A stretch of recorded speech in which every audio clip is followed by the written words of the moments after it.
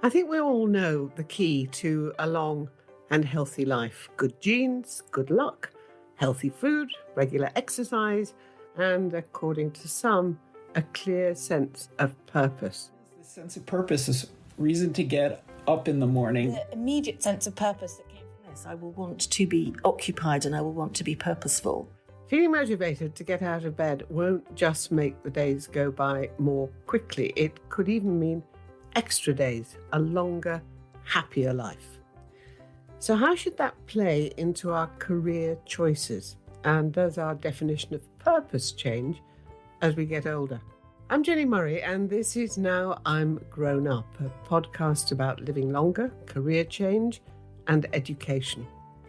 Each week, we hear from people who've returned to the classroom, now they're really grown up, to retrain as teachers and give a little something back. Today, we're digging into exactly what that little something can be, and also what teachers stand to gain from starting afresh. Joining me is Marc Freedman, the author and founder of Encore.org, a non-profit organisation dedicated to making society work for all generations. Dr Martin Hyde, the Associate Professor in Gerontology at Swansea University, and Anne-Marie Lawlor, who was for many years a civil servant responsible for the government's policy on career guidance until, you've guessed it, she retrained as a modern foreign language teacher with Now Teach in 2017. So Anne-Marie, Marc and Martin, before we talk about the importance of purpose in our careers and our lives, I'd like us to hear first from Zaman, a lawyer who learned a surprising lesson when he retrained as a maths teacher. So my name is Zaman. I started teaching in September 2018, so this is now my third year of teaching. Before, I was a corporate lawyer and I worked in the city for 2 decades.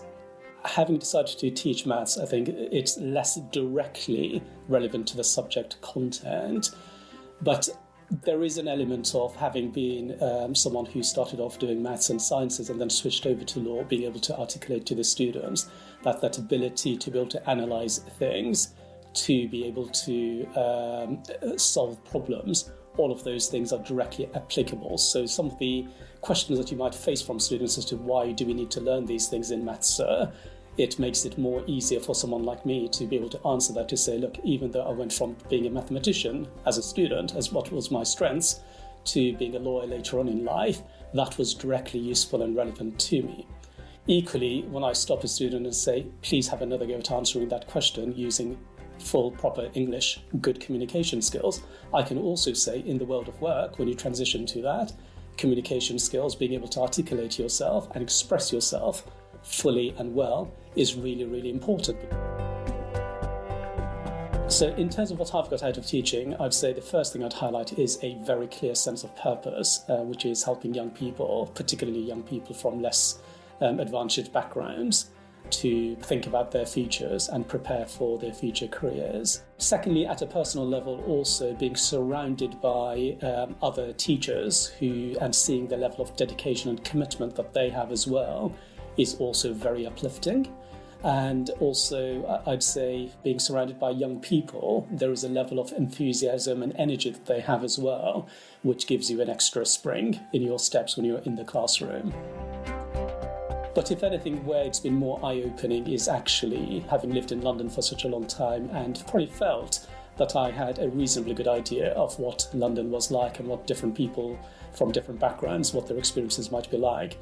Being in the classroom, interacting with the students, getting an insight into their lives and into their home lives and into their home environments has really been quite truly eye-opening and made me realise there's so little that I knew as to what really was going on in terms of the wider society on our doorsteps. That, I'd say, has been the bigger transition, whereas before I started, I worried more about the subject content. The reality is getting to know what's going on in the world around us, and adjusting to that has been the bigger, more eye-opening challenge. And that was Zaman. Anne-Marie, if I can start with you, what motivated you to become a teacher? I was absolutely determined never to become a teacher. My father was a teacher and I didn't think that looked like much fun. And so I spent a very long time thinking, well, whatever else I do, I won't be a teacher. I had a lengthy civil service career, which I loved, and then quit that after a lengthy illness and after a pause to regroup. My eye was caught by Lucy Kellaway's article announcing Now Teach, or in fact, more importantly, it was caught by several people I knew emailing me saying, I've read an article and thought about you. So I went home and asked my children what they thought, and they said, that's a ridiculous idea. You're far too bad-tempered and impatient. You can't possibly become a teacher. But the idea wouldn't go away. And so I thought about it some more, decided that I would give it a go. And the reason I think I wanted to give it a go, and the reason I'm still giving it a go, is I really like teenagers, most of the time at least. And I really, really wanted to do a job where I could see directly the effect my work was having. I loved my civil service career, but it's at several removes, often from the people you think you're trying to help. And so that's what brought me in. Marc, you are, in a lot of people's eyes, the father of the longevity revolution. In the United States, you've spearheaded this idea of bringing generations together. And your organisation, encore.org, has shown the value age diversity can bring to schools, workplaces, and communities more widely. I think it's fair to say the over 50s are an age group you know well. What would you say those of us in that bracket are looking to get out of life? Well, I think people are at an interesting juncture because they've got all this experience from their time lived, but they're also recognizing that there's a lot more time left to live than I think previous generations did.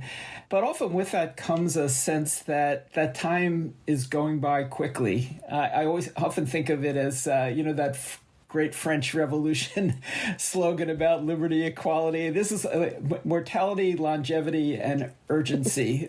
People realize that life doesn't go on forever, but they read the newspaper and realize that it's probably going to go on for quite a bit longer, but that time, they look back 20, 30 years and it evaporated quickly. And I think you get those different fronts are meeting and people are essentially experiencing a thunderstorm of purpose and a kind of urgency to not just leave a legacy, but actually live one. Martin, finding that sense of purpose can, for some people, come through learning new skills, but before we started recording, you mentioned that familiar expression that you can't teach an old dog new tricks. You were quite dismissive of that. Why are you dismissive of it? Because I'm sure a lot of people do think, oh my goodness, she's a bit old for this. I'm not referring specifically to you, Anne-Marie, or to me, although I am a bit old for learning new tricks. How do you dismiss that ageism so easily? I think on the basis of evidence that's out there. So I think when older workers and younger workers have been given similar tasks, you can see that older workers are equally competent to doing that. There's a nice theory that comes from organisational psychology called selection, optimisation and compensation, which shows that older adults are able to kind of they might not do things in exactly the same way, but the experience they have allows them to maybe achieve better results or draw on those experiences to find workarounds. So they might not necessarily be as fast, but they can get to the same goals by being smarter, drawing on that experience. I think one of the other things that we've seen during the pandemic, if there is anything like a silver lining that's come out of it, is that it's rubbish, this idea that older adults can't use technology. We are having a Zoom meeting. I've been having Zoom conversations with my parents. We've been doing all this with our older adults that we work with. So the old-fashioned idea that older adults were technologically less competent, that's being kind of shown not to be true either. So I think whenever we kind of put those assumptions up, we have to question what's behind them. And I think it is ageism.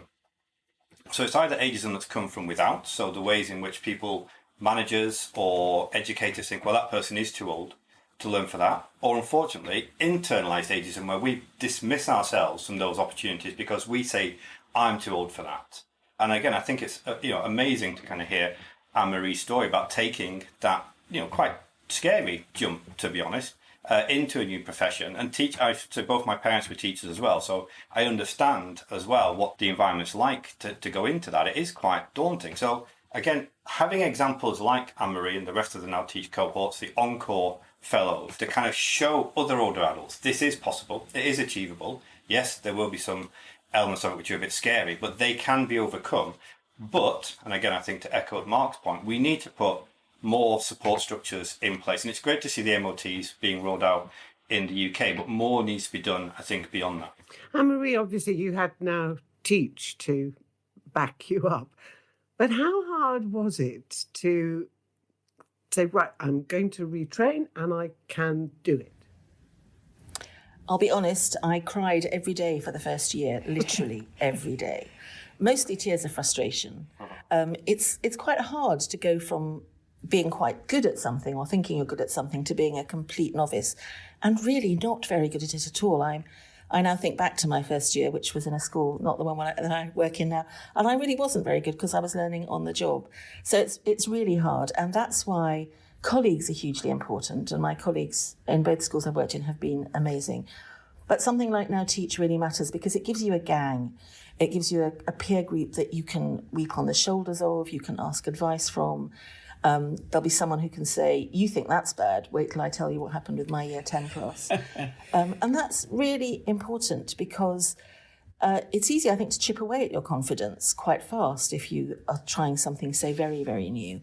And you need all the help you can get to keep your confidence up. Mark, I can see you'd like to add something. You made such a critical point, I thought, Anne-Marie, in talking about the importance of relationship in this stage of life, because I think that's a hallmark of this period. We now know from research that as we get to this point where there's less time ahead than behind, we turn to relationship. That becomes a greater priority, and the skills for relationship, emotional regulation, empathy tend to blossom in this period of life. So not only are we drawn to it, to these bonds, but we're better at them. And there's a direction to all that connection that the Harvard study of adult development, the gold standard of research on well-being in adult life, has shown that older people who connect, nurture, mentor younger people are 3 times as likely to be happy as those who fail to do so. So somebody's trying to tell us to do what you're doing, Anne-Marie, because it's the route to happiness and thriving in these longer lives. Jenny, could I add something? Yeah, do. I just wanted to add that I think the big difference for me between this iteration and my first career iteration is that as a younger person in my first career, I was always looking to the future and where can I get to. At this stage in my life, I want to live in my career at the moment. So I'm not looking to where I can move next or where I can be next. I absolutely want to be in the room I'm in with the people I'm teaching. And I think I'm loving that. I'm loving the energy I'm getting from living in the moment. But how much energy does it actually take? I mean, I haven't been in a classroom for years, either as a pupil or as a teacher, which I had done some years ago, but when I was much younger. And it took an awful lot of energy to do it really well. How much energy does your teaching require of you? It is tiring. It's a job that you have to be absolutely concentrating on for every second of the moment when you're teaching. And I, like many Now teachers, work partially. I don't work full time. I work 4 days a week. And that is very important to me to maintain my sanity and my health. So it is exhausting, but it's also very energizing because every day brings something new. There's something hilarious in if not every lesson, every morning and every afternoon. And that's also rejuvenating. I end the day exhausted, but I live the day feeling full of energy. Martin, can I add to that? Yeah, do add to it. And I also want to ask you, because Anne-Marie said that one of the nice things about it was that she wasn't constantly thinking about promotion. How am I going to move up the ladder? And to what extent do our attitudes to ambition change as we get older? Yeah, I mean, when Anne-Marie said it, my ears pricked up because there was a really good systematic review done about 10 years ago by Dutch colleagues that looked at, I think, around about 40 published papers around the world, looking at motivations and how they might change as workers age. And it showed exactly that actually, as workers age, they become more interested in what they call the intrinsic values of work, the things you can get out of it, the job characteristics that give you that sense of personal goal achievement, less so the extrinsic. I think it's not to say that things like job security and pay aren't important, but it's not the thing that drives. And I think that is really important for students and other colleagues, Because you're getting people that are there for the job. You're getting people that are there because they're interested in doing the best thing for that job, not for some sort of promotion and then leaving. And again, that's one of the challenges I think teaching is facing at the moment. Super high turnover, which we know is going to be accelerated post-COVID. So you're having students who don't have that continuity of teaching, which can be very disruptive in an already disruptive situation. So older adults, I think first thing to say is anyone who gets into teaching should be applauded at any age. You're bringing something to the table and doing a tremendous job. But older adults, I think, have other things to bring. And some of those might be older adults because they're teachers who've aged, and that's a value because they've stayed around, and that's brilliant. But also people coming in to teaching later in life also, I think, do bring this second set of skills. And again, the wonderful work that Marc does with Encore and some of the case studies that they have about people helping out NGOs with things like computer programming, with things like, accounting and financing and strategic planning, which isn't necessarily in the wheelhouse of those kind of NGO leaders, but people who've worked in business, in finance can bring that in, and they get the buzz out of it because they're doing the social good and they know they're helping out those organisations. Anne-Marie, but what skills were you able to transfer from your civil service career into your teaching career? Well, the obvious one is working with sometimes difficult people. But I think the big difference is that in the civil service world, the difficult people generally pretend to be polite, whereas teenagers don't always do that. More seriously, working with very difficult people, juggling very, very many things were and remain useful skills. Being able to break things down, that's a lot of what I did in my various civil service roles, is chunk things down and analyse them. But teaching is a whole new level of that because you have to chunk things down a lot and be able to explain things incredibly clearly. And I realised I wasn't nearly as good at explaining things as I thought I was until I had to do it to a room of 13-year-olds who didn't necessarily want to be there.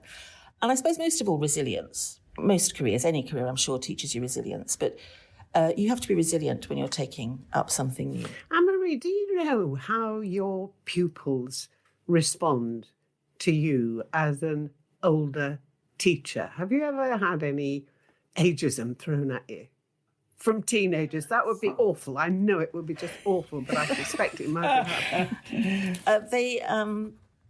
It interests me because sometimes they seem completely unaware that I'm an awful lot older than most of their other teachers. I think that often they look at all of the staff and think we're all ancient.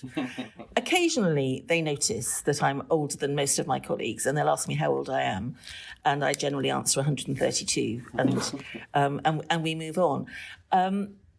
It's not ageism, it's generally fairly affectionate. I told one of my Latin classes this week that we were going to make a TikTok video. And someone said, "Miss, you know what TikTok is?" Now, actually, I haven't known about it for very long, and I was taught about it by my own children, but I enjoyed that moment very much. And I think, as others have said, I think it's important they see people of a range of ages. Marc, what do you reckon are the benefits of an older teacher for the pupils? What can he or she contribute? Well, first of all, I want to go on the record and say that I too am the child of a teacher. Although my father ended up becoming a school administrator, partly for financial reasons early in his career, even though he was really somebody who was born to teach. And it was only after he was mandatorily retired that he became a substitute teacher and rediscovered his calling. So I had this family experience of somebody becoming a teacher in the second part of life. And I can say for him, the two big benefits were ones that gerontologists keep echoing and that Anne-Marie spoke to it. One is this sense of purpose, this reason to get up in the morning, a sense that your life still matters.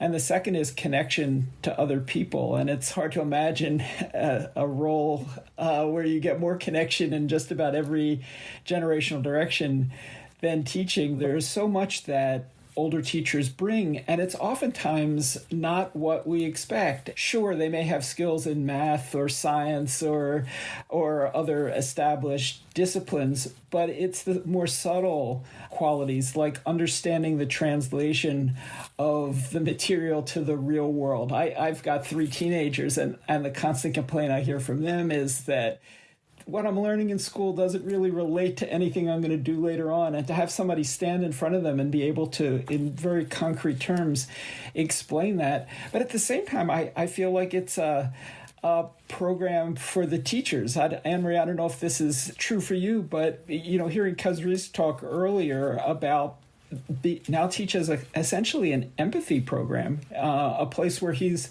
really getting to understand part of society and the experience of young people and what they're up against in a way that you could never realize through reading or through secondhand experience. Martin, let's just go back to this question of ageism and that sort of assumption that teachers do have to be young and energetic and not only need to be able to stand in front of the class and teach them, but also do extracurricular activities with them.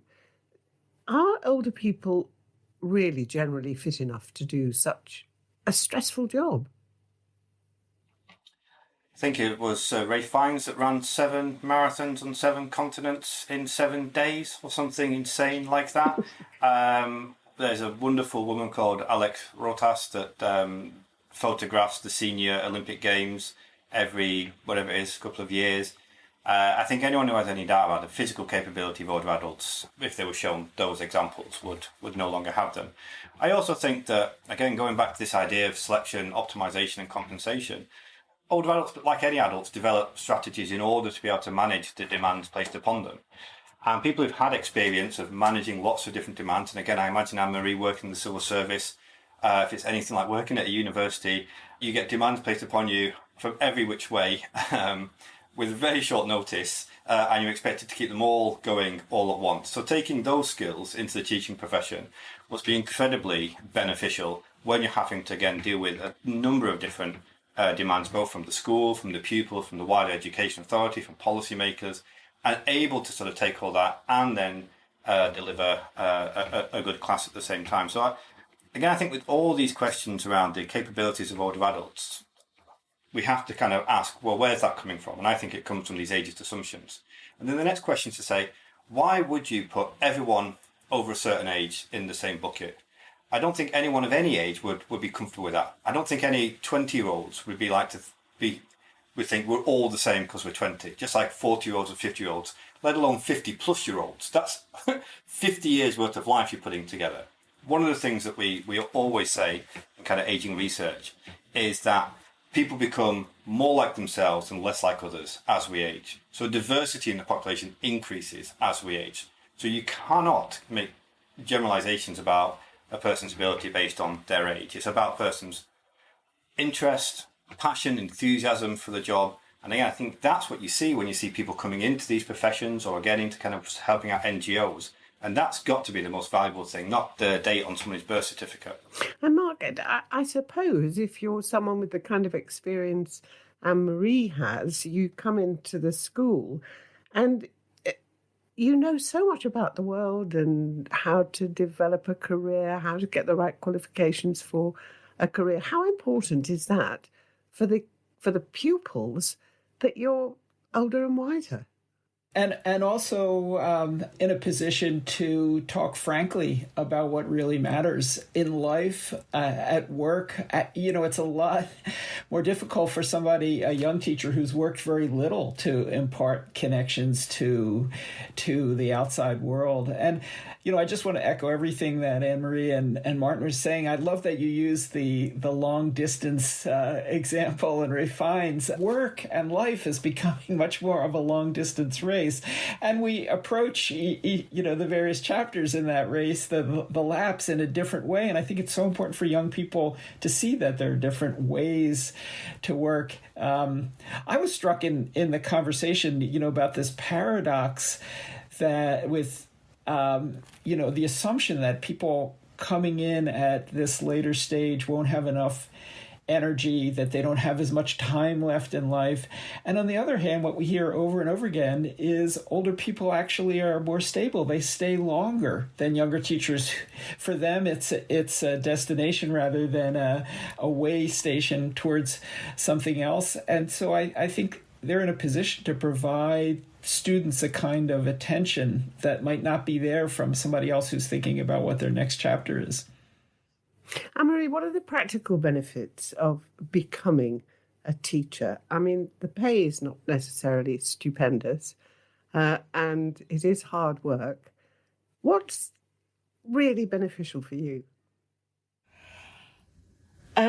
The most beneficial thing is the contact with the teenagers that I see every day. I can't put into words quite how energizing it is to spend your day with people you would not cross paths with otherwise. I have children of my own, but they're slightly older. They're at university and beyond. So I love the sort of jolt of energy I get from being around teenagers all day, every day. And although all teachers bridle when you talk about holidays, it is true that the holidays are an attractive part of the package, particularly the long summer holiday. It's a chance to regroup and refresh oneself, but it's also a chance to do some completely different things, and that's a very positive thing. What completely different things do you do during the long holiday? I take myself off to Italy and sit in the sun and read books and eat delicious things. That sounds very sensible to me. What does retirement mean today? What does that word that people keep asking me, oh, how are you getting on in your retirement? And I keep saying, I'm not retired. You know, I'm not presenting the same program I presented for 30 years, but I'm writing a column and I'm doing podcasts, and I hate the word. Anne-Marie, presumably you were seen as having retired from the civil service. How do you see the meaning of that word now? I am seen as having retired from the civil service, though it didn't feel to me that I was retiring at the time. I knew I would want to do other things. I don't think I envisaged anything quite as full on as what I'm doing. I'm not ready to go gently into anything just yet. I'm enjoying work, and I'm going to carry on doing this for some time to come. And even when I stop doing this, I will want to be occupied and I will want to be purposeful. And that is really, feels very, very important to me. Thank you all very much. That is so interesting. It's giving me things to think about. I'm only 71 now. I wrote actually in an article yesterday that maybe I didn't have to worry about my carbon footprint because I was so old, and, you know, by the time the new rules come in, I'd be 85, and my editor sent me a little note saying, 85 won't be old. So maybe that's true. But thank you all very much indeed. It's been so interesting to talk to you. Do subscribe to this podcast and follow us next time when we'll be talking about the powerful ripple effect of one's education. Thank you all. Now I'm Grown Up is brought to you by Now Teach, a charity which inspires talented people to bring their experience into the classroom. If you feel like a change and want to use your existing skills in exciting new ways, head to nowteach.org.uk. Or, if you know someone who you think would be an amazing teacher, send them this podcast. Maybe it'll be just the push they need. And don't forget to follow the show and leave it a rating on Apple Podcasts. Now I'm Grown Up is produced by Antonia Cundy and Theodora Laludis, and the credits are read by me, Livy Podber, aged 12.